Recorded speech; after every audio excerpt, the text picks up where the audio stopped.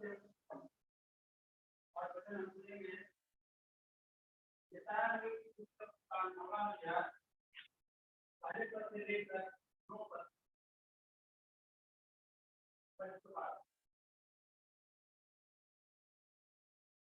सड़क बोल रख पार सूचना रख तो नरसिंह का मुद्दा सब कर पिता को उसका अपराध अर्थात याकूब के जाने को उसका पाप दिला दे।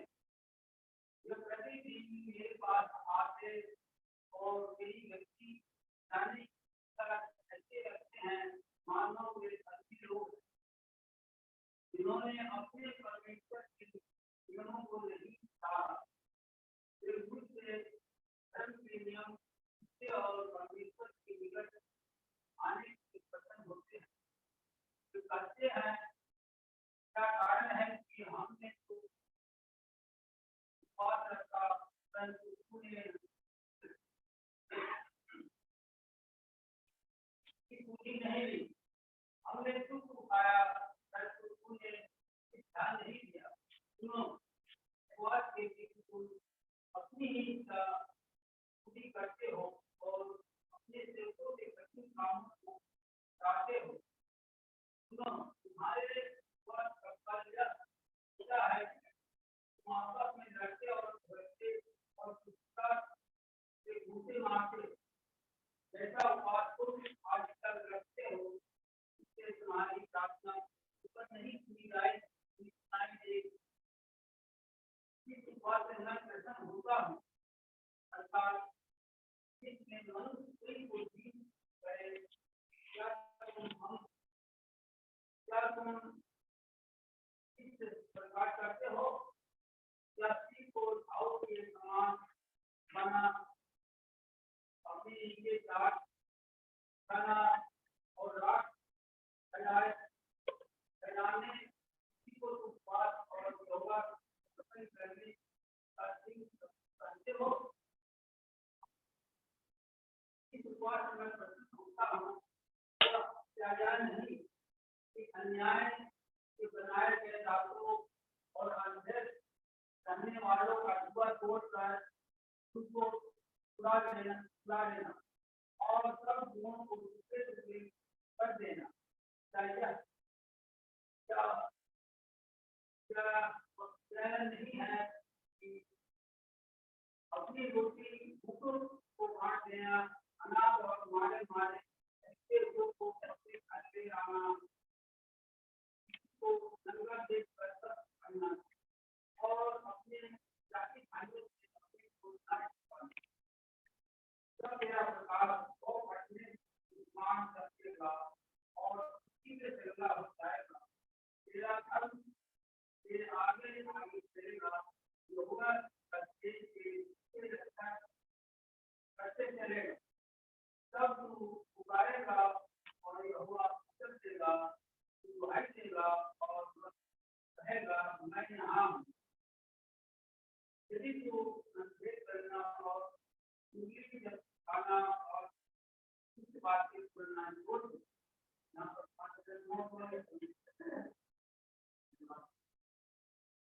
दूसरा पाठ पढ़ा जाए। पहला कुरंथ 9 अध्याय 24 से 27। दूसरा पाठ पहला कुरंथ 9 अध्याय 24 से 27 पर जिनको मिलता है पढ़ दें।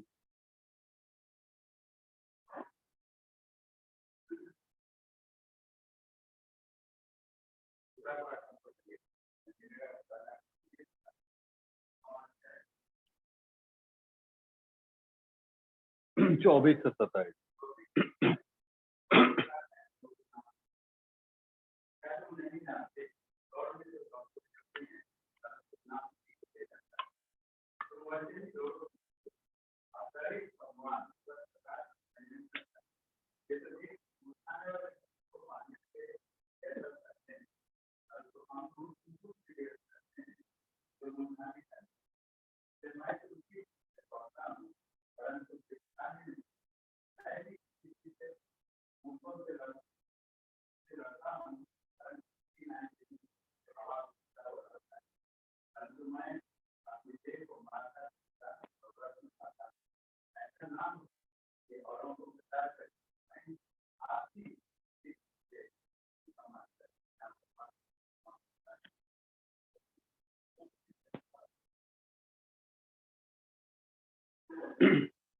हम लोग गीत माला से गीत हम लोग गाएंगे 33।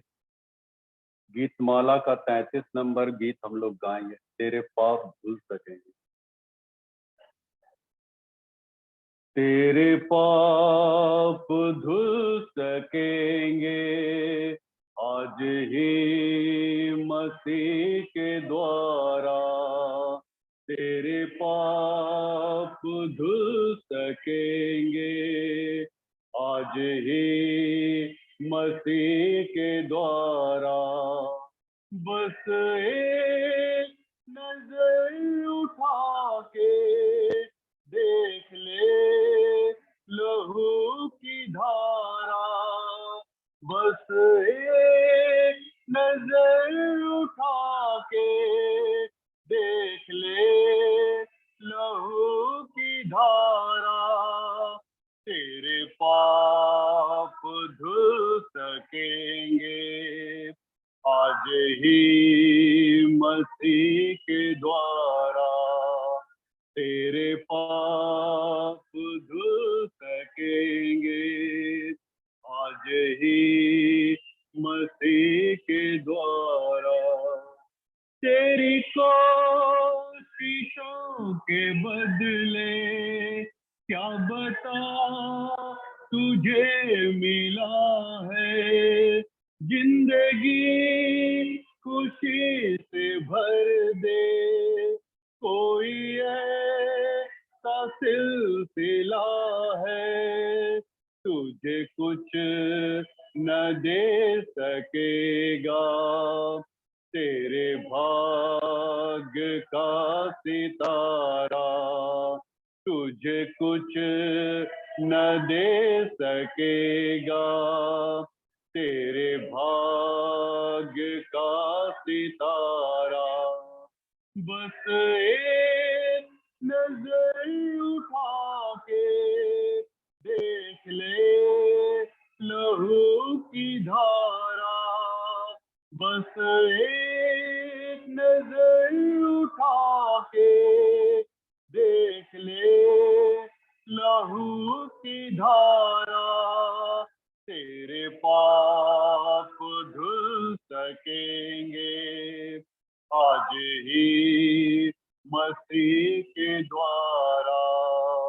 तेरे पाप धुल सकेंगे आज ही मसीह के द्वारा।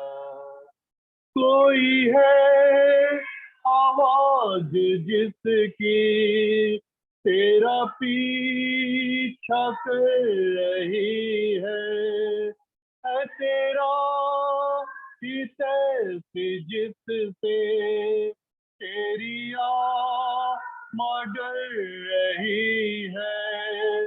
तेरा नाम लेके उसने तुझे आज फिर पुकारा। तेरा नाम लेके उसने तुझे आज फिर पुकारा।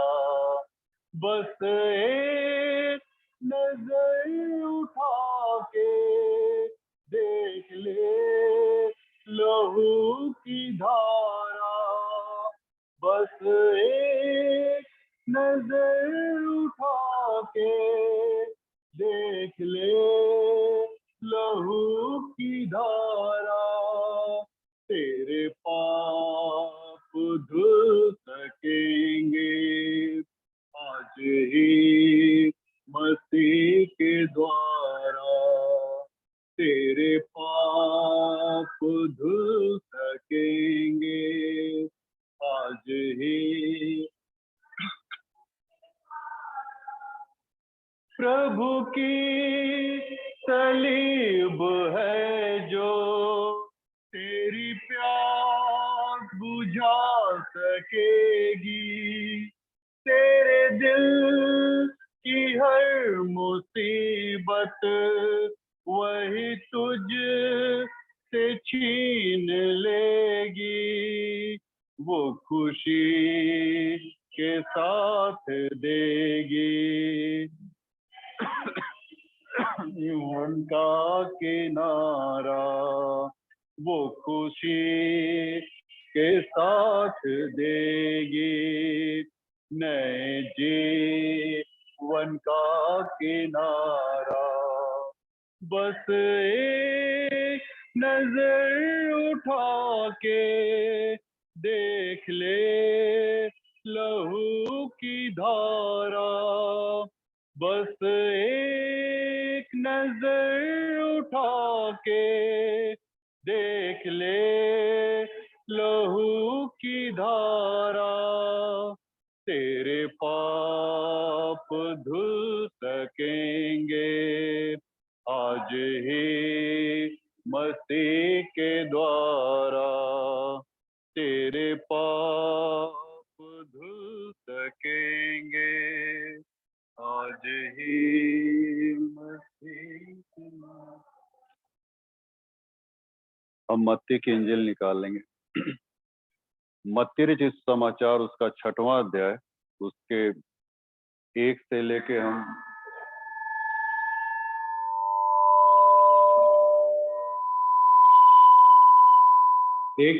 हम 8 पद तक और फिर 16 से लेके हम 18 तक हम लोग।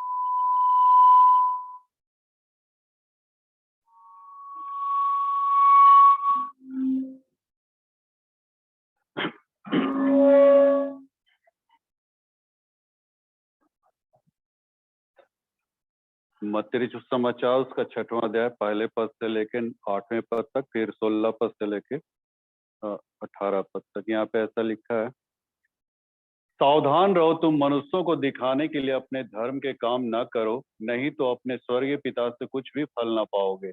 इसलिए जब तू दान करे तो अपने आगे तुरही न बजवा, जैसा कपटी सभाओं और गलियों में करते हैं, ताकि लोग उनकी बड़ाई करे। मैं तुमसे सच कहता हूँ कि वे अपना प्रतिफल पा चुके। परंतु जब तू दान करे तो जो तेरा दाहिना हाथ करता है उसे तेरा बायां हाथ न जानने पाए, ताकि तेरा दान गुप्त रहे, और तब तेरा पिता जो गुप्त में देखता है तुझे प्रतिफल देगा। और जब तू प्रार्थना करे तो कपटियों के समान ना हो, क्योंकि लोगों को दिखाने के लिए सभाओं में और सड़कों की मोड़ों पर खड़े होकर प्रार्थना करना उनको अच्छा लगता है। मैं तुमसे सच कहता हूँ कि वे अपना प्रतिफल पा चुके। परंतु जब तू प्रार्थना करे तो अपनी कोठरी में जा और द्वार बंद करके अपने पिता से जो गुप्त में है प्रार्थना कर, और तब तेरा पिता जो गुप्त में देखता है तुझे प्रतिफल देगा। प्रार्थना करते समय अन्य जातियों की नाई बकबक ना करो, क्योंकि वे समझते हैं कि उनके बहुत बोलने से उनकी सुनी जाएगी। तो तुम उनकी नाई ना बनो, क्योंकि तुम्हारा पिता तुम्हारे मांगने से पहले ही जानता है कि तुम्हारी क्या क्या आवश्यकता है। 16 पद से, जब तुम उपवास करो तो कपटियों की नाई तुम्हारे मुंह पर उदासी न छाई रहे, क्योंकि वे अपना मुंह बनाए रहते हैं ताकि लोग उन्हें उपवासी जाने। मैं तुमसे सच कहता हूँ कि वे अपना प्रतिफल पा चुके। परंतु जब तू उपवास करे तो अपने सिर पर तेल मल और मुंह धो, ताकि लोग नहीं परंतु तेरा पिता जो गुप्त में है तुझे उपवासी जाने। इस दशा में तेरा पिता जो गुप्त में देखता है तुझे प्रतिफल देगा। आइए हम प्रार्थना करें। अनुग्रहकारी दीन परमेश्वर, एक बार फिर हम तेरे पास आते हैं प्रभु जी, और जो कुछ भी हम लोग यहाँ पे इस वक्त सुनना चाहते हैं पिता, तेरे वचन के लौ में हम सारी चीजों को हम देख पाए, ताकि अपने जीवन को हम तुझी में हम संयत रखें। छोटी सी दिन प्रार्थना यीशु मसीह के मीठे पवित्र नाम मांग के सुनो दे सकता है। मंडली कृपया बैठ जाए।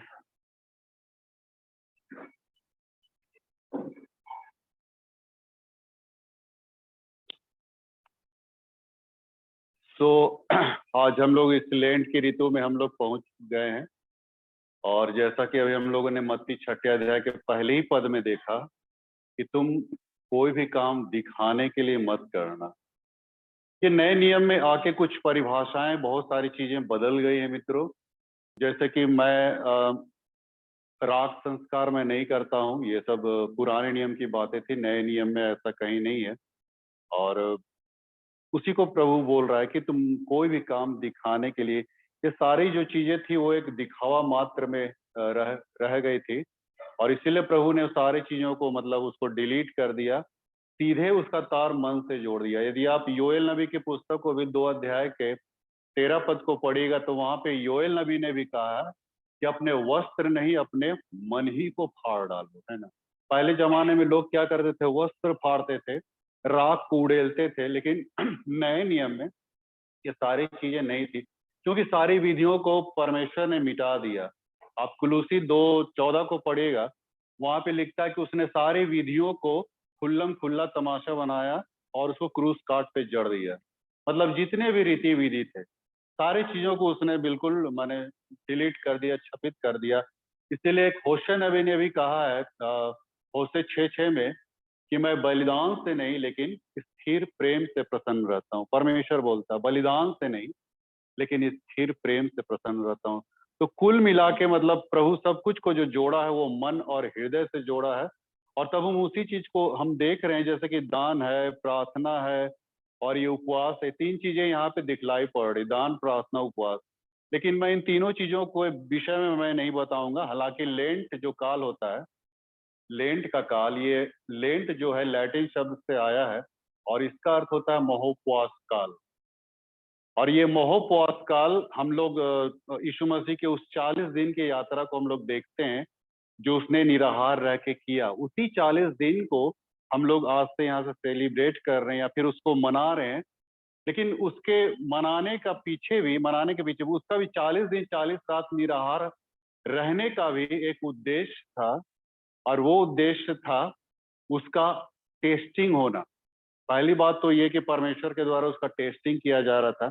शैतान उसको टेस्टिंग किया, परीक्षित किया, और लेकिन परीक्षा में वो नहीं पड़ा, नहीं गिरा और वो बाइज्जत बरी हुआ। कहना के मतलब ये सारे कुछ इसलिए वो कर रहा था ताकि मानव जीवन को वो बचा सके। माने मानव जीवन में कैसी कैसी परीक्षाएं आती है, दुख तकलीफ आता है, इसको वो सहना चाहता था, देखना चाहता था, ताकि मानव के जीवन को समझ सके, जान सके। इसीलिए तो मानव शरीर में आया। और क्या क्या मानव के अंदर में होता है, शरीर के अंदर में होता है, दिमाग के अंदर में होता है, सारी चीजों को ही माने उस सब कुछ को समझने के लिए इस मानव शरीर में वो अपने आप को रखा मित्र। और जो कुछ भी वो किया सब हमारे लिए कर रहा था। उसने तो उपवास रखा एक खास उद्देश्य के लिए। एक उद्देश्य उसका ये भी था, जैसे उसकी परीक्षा हुई उसका एक मेन उद्देश्य ये था कि वो 12 चेलों को नियुक्त करता। मतलब उसका निरुद्देश्य वो निराहार नहीं रहा, निरुद्देश्य वो उपवास में नहीं रहा, लेकिन उद्देश्य के साथ रहा, है ना, मोटो के साथ रहा। हमारा मोटो क्या रहता है? हमारा कोई मोटो नहीं रहता है। नहीं, सिर्फ हम लोग सोचते हैं कि चलो थोड़ा सा माने राशन पानी थोड़ा सा इन्वेस्ट ना होने पाए इसलिए बचा लो, है ना। कभी कभी ऐसा हमारा उद्देश्य बन जाता है। ये सारी चीजें देखिए, परमेश्वर सारी चीजों से हमको माने आजाद करना चाहता है। तो हम लोग चले जाएंगे पश्चाताप की ओर। आज का जो मुख्य विषय है वो पश्चाताप के संदर्भ में ही हम लोग बातचीत करेंगे। काहे कि मेन मोटो उद्देश्य पश्चाताप ही है मित्रों। बहुधा हम लोग यीशु मसीह के अंतिम आज्ञाओं को बहुत हम लोग मानते हैं। नहीं, अंतिम आज्ञा जो आपको मत्ती 28 अध्याय के 19-20 पद में है ना, तुम सारे जातियों के बीच में जाओ और प्रचार करो और उससे पिता पुत्र के नाम से पवित्र आत्मा के नाम से बपतिस्मा दो। उस आज्ञा को हम बहुत ज्यादा पकड़ते हैं, फॉलो करते हैं।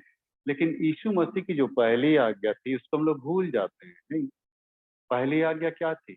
मन फिराओ, स्वर्ग का राज निकट आ गया। यूहन्ना बपतिस्मा दाता ने भी यही कहा था, पश्चाताप करो, पश्चाताप करो।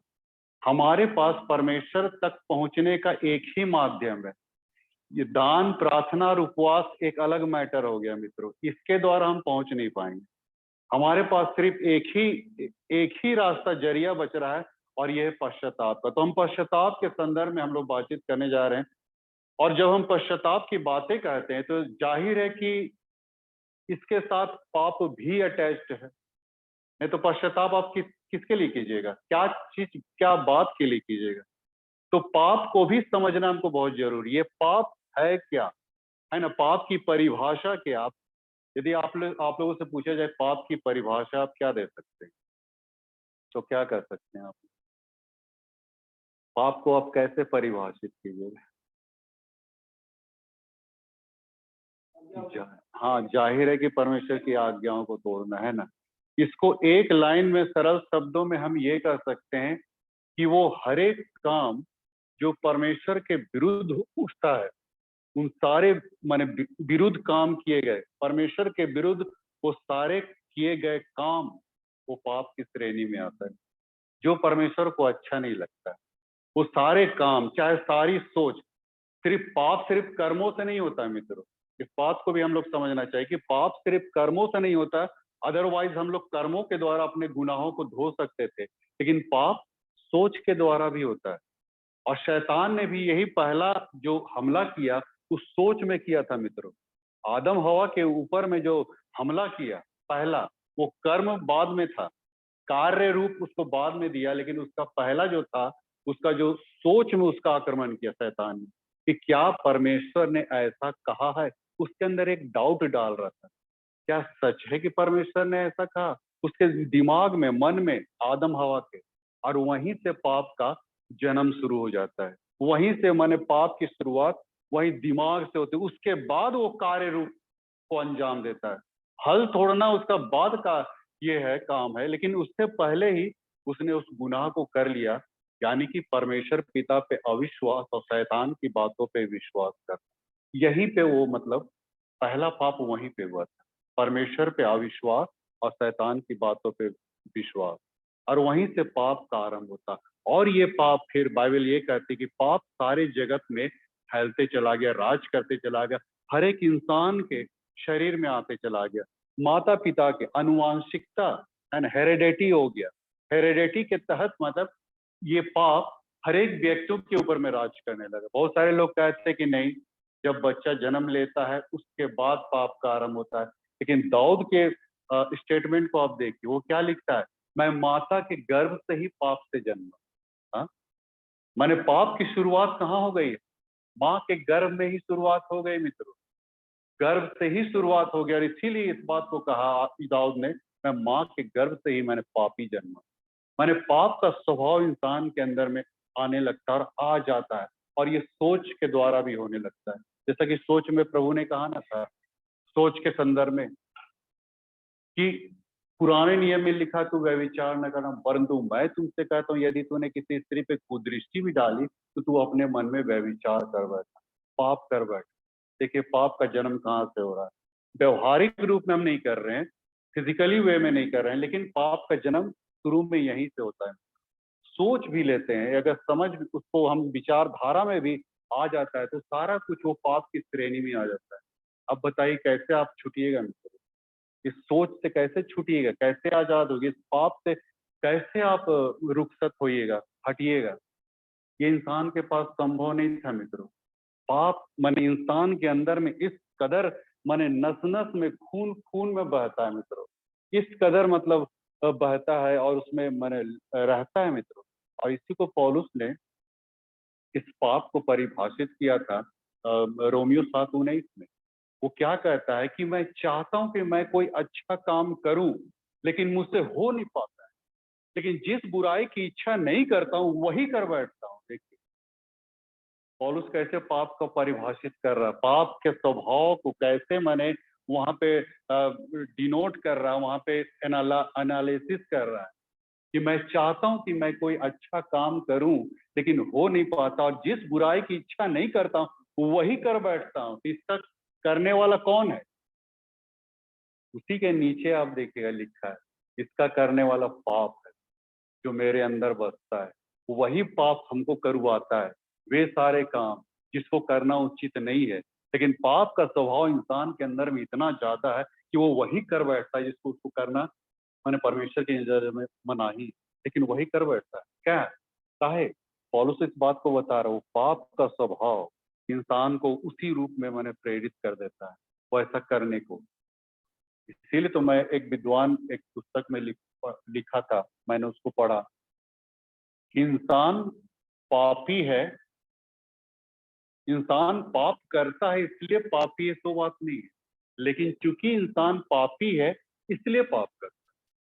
ये बात को एकदम भली भांति समझ लीजिए मित्रों। इंसान पाप करता है इसलिए पापी है तो बात नहीं है, लेकिन इंसान पापी है इसलिए पाप करता है।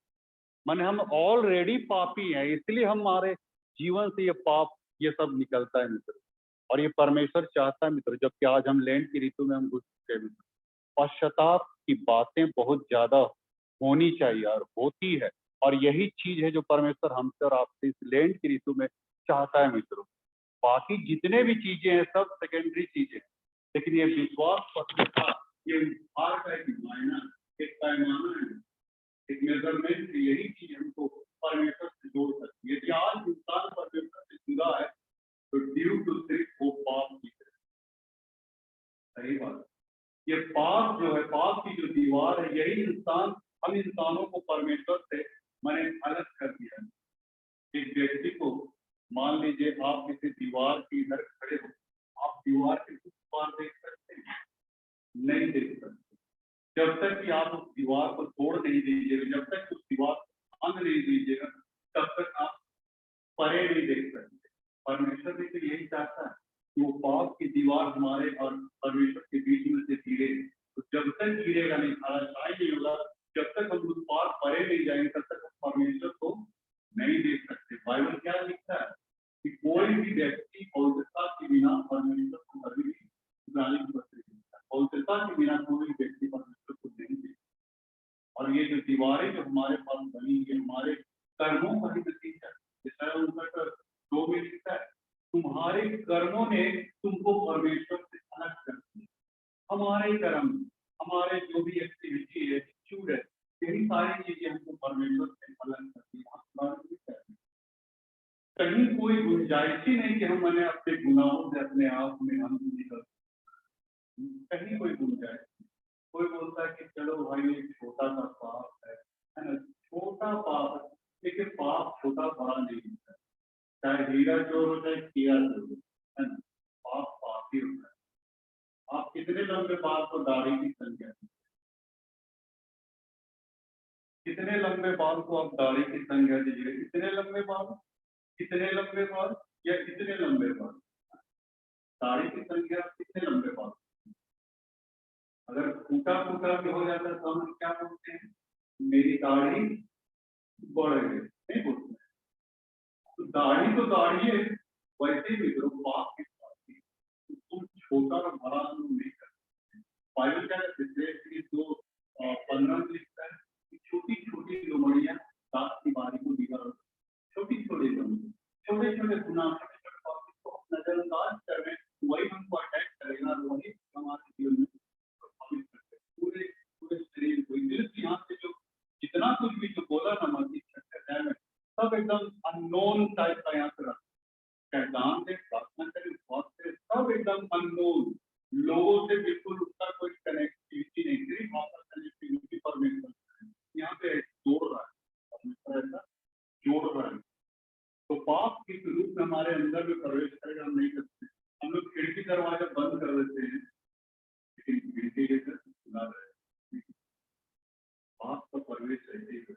उस पति ने क्या लिखा है, पाप द्वार में छिपा है, तब वो प्रवेश कर जाएगा। हमारे जीवन में भी पाप हमेशा आजू बाजू रहता है, तब मैंने अंदर छिपेगा, अंदर आएगा, नहीं कर सकते इस रूप में आएगा, नहीं कर सकते। लेकिन पाप का स्वभाव जो है ऑलरेडी तो है ही है, और भी आते जाता है, आते जाता है। इस पाप से हम लोग को बचने का क्या उपाय है?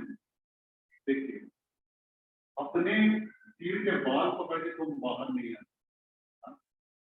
कोई अगर व्यक्ति दलदल में डूब रहा है और वो चाहे कि मैं अपने बाल पकड़ के बाहर आ जाऊं, ये संभव है? बिल्कुल संभव नहीं। जब तक कि उसको कोई लश्कर ना मिल जाए, कोई आदमी का सहारा न मिल जाए, तब तक वो नहीं कर सकता। ये गुनाह की एक दलदल है जो आतंक हम लोग डूबे हुए, सिर से पांव तक, नख तक हम लोग एकदम डूबे हुए, और इससे निकल पाना हमारे लिए मैंने असंभव, अपने आप से, अपने जरिए से बिल्कुल ही नहीं पाए। निकलने का इसीलिए उसने रास्ता बोला, उस रास्ते को बनाया और वो रास्ता खून का मार्ग जिसको उसने कहा, और उसके बाद वो मैंने क्षमा की याचना उसने दी। हम लोग आने वाला दिन है सुनेंगे क्षमा दान की याचना उसने की। वो क्षमा किसके लिए? हमारे रास्ते पश्चाताप का आरंभ वहां शुरू होता है, जब वो प्रभु को कबूलते हैं। 24 को सारे काम कर बैठे, लेकिन अब वहां पे एक कंडीशन ये है, यदि हम प्रभु को अपने हर कर्ता करके ग्रहण करते हैं, जीवन में अल्टीमेटली कुछ परिवर्तन आने लगे और ये अपने आप से नहीं बने। हम कभी भी अपने गुनाहों को स्वतः हम देख नहीं सकते, स्वयं से अपने आप से देख नहीं सकते जब तक कि आत्मा आपके अंदर में प्रवेश न हो, तब तक आप अपने गुनाहों को कभी देख नहीं पाएंगे। इसीलिए तो यशायाह नबी लिखता है 36 में कि मैं तुमको एक नया मन, परमेश्वर बोला कि मैं तुमको एक नया मन दूंगा, तुम्हारे भीतर एक नई आत्मा उत्पन्न करूंगा और पत्थर का हृदय निकालकर मांस करेगा। ये कहां से हो रहा है? परमेश्वर की ओर से हो रहा है। इंसान अपने आप से नहीं कर सकता, अगर कर सकता तो फिर परमेश्वर का ऐसी कॉन्फिडेंस का आवश्यकता ही नहीं कि मैं तुमको नया मन दूंगा, पत्थर हृदय निकालकर मांस करेगा। इस सब कुछ परमेश्वर अपना पूरा प्रोविजन बना दिया। कैसे मैंने परमेश्वर अपनी आत्मा को इंसान के अंदर में डाल के वो पत्थर तरीका बिल्कुल पिघला देगा, हम मांस का हृदय दे देगा। वो मांस का हृदय जिसमें धड़कने होंगे, जिसमें भावनाएं जगे, जिसमें जज्बात होंगे, आपके अंदर में ऐसा इमोशन पैदा होता है। किसी को ठोकर लगते देख आपको अफसोस होता है, नहीं होता तो आप पत्थर तरीके नहीं। लेकिन अगर अफसोस होता है, ये आपके अंदर भी दया की भावना जगेगी, समझिए कि वो आपको मांस का हृदय दे रहा, वही मांस का हृदय जो दे रहा है वही आपको मैंने रिपेंटेंस की ओर, पश्चाताप की ओर दे, वही हृदय आपको उन्मुख करेगा परमेश्वर। उड़ाव पुत्र के पास वही होता है। उड़ाव पुत्र के अंदर भी अपने आप से नहीं है, परमेश्वर ने उसके अंदर में ऐसा डाला बात, उसके अंदर सिचुएशन ही ऐसा प्रकट है। कभी कभी परमेश्वर ऐसा करता है, किसी भी व्यक्ति को अपने पास खींचने के लिए, लाने के लिए वैसा सिचुएशन क्रिएट करता है ताकि वो अपने अंजाम को देखे, अपने गुनाहों को देखे, अपने वास्तविकता को पहचाने और पहचान रखना अपने जीवन में कि आज कहाँ हूँ, पहले कहाँ था, अब ये चीज जब उसको डालने लगा तब उसका दिमाग घंटा फिर वो लौटने लगा।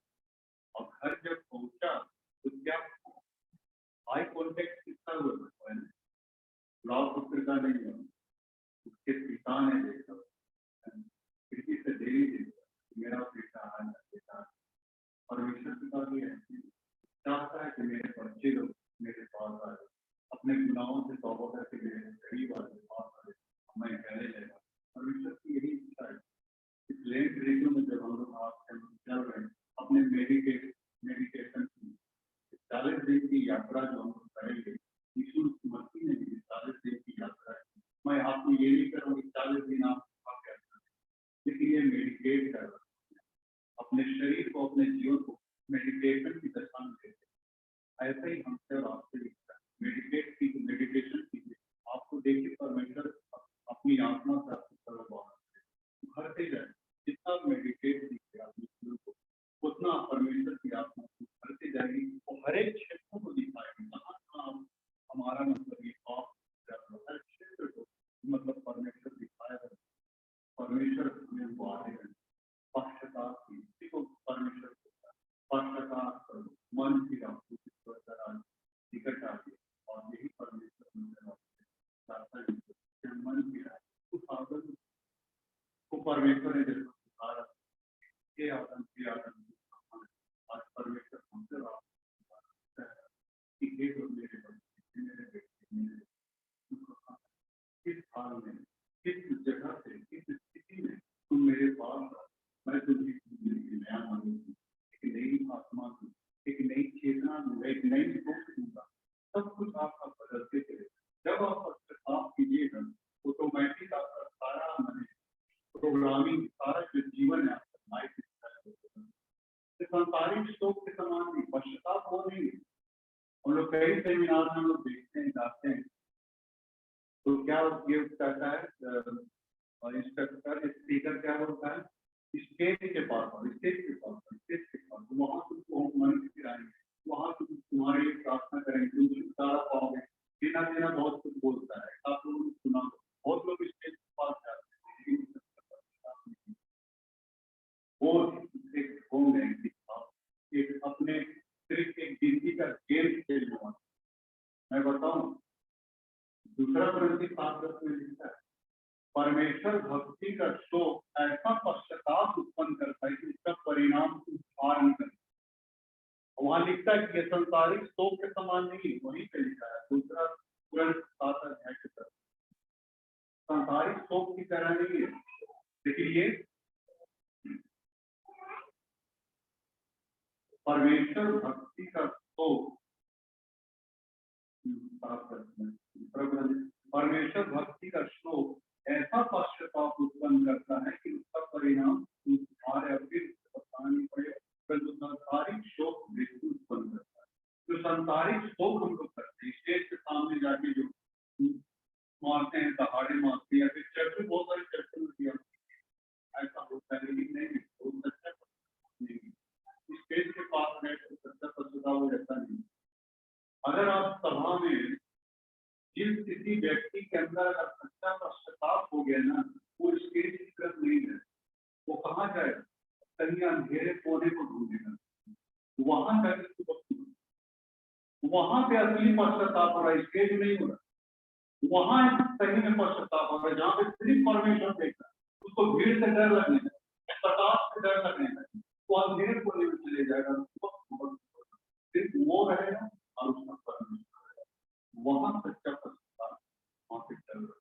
वही चीज चाहता है परमेश्वर, हम सच्चे रूप में पश्चाताप करें। परमेश्वर भक्ति का शोक माने परमेश्वर की महिमा इस रूप में हमारे अंदर में शोक पैदा कर देगी, इसका पश्चाताप के घर में पश्चाताप की दायरे में आने देंगे और फिर आपका मन चले जाएगा और सही रूप में परमेश्वर आपको मन उठाएगा और ग्रहण करेगा। और यही ये 2023 का लेट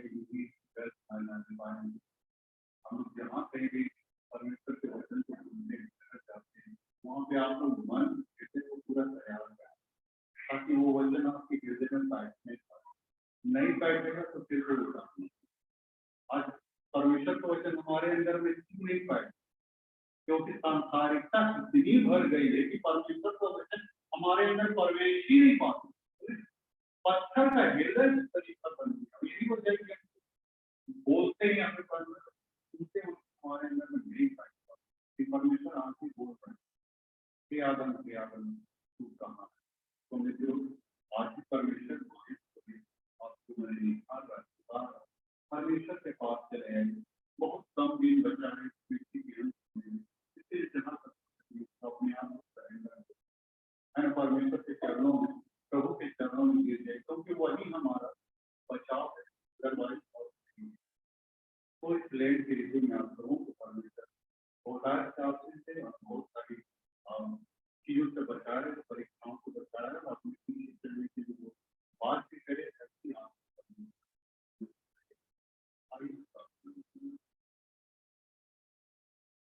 परमेश्वर हम धन्यवाद देते हैं तेरे वचन के लिए प्रभु और तेरे प्रेम संगति के लिए और तेरे अनुग्रह के लिए तूने हम गुनाहगार से किया जबकि लेट की ऋतु में तू हमें पश्चाताप करे, मन फिराए, अपने जीवन को तेरे हाथों में उपयोग करे पिता। तुम गुजारिश करते हैं पिता कि तू अपनी आत्मा को हरेक ऊपर बना रहे वो आत्मा जब आपकी सब तेरे विधियों पर तेरे आत्माओं के चल सकती है सबसे तू अपनी आत्मा में सारी आदर महिमा देते